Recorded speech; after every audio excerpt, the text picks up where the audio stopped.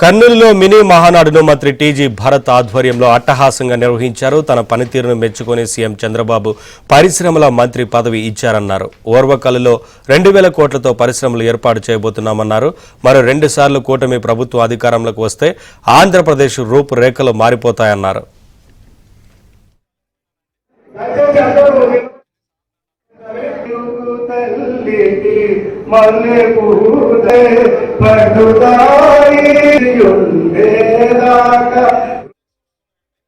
రైతు బజార్లో ఇది కాక మొన్న నేను SIPBకి అటెండ్ కాలేకపోయినానండి.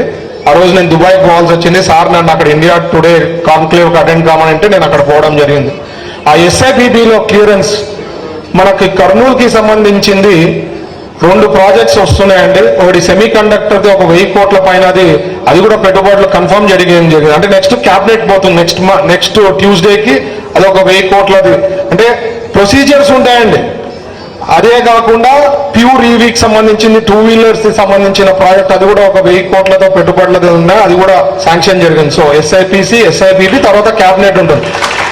నేను ఎందుకు చెప్తున్నానంటే సార్ శాంక్షన్ అయినాయి, అంతకుముందు కూడా చెప్పారు కదా అంటే అన్ని టైం టేకింగ్ అండి.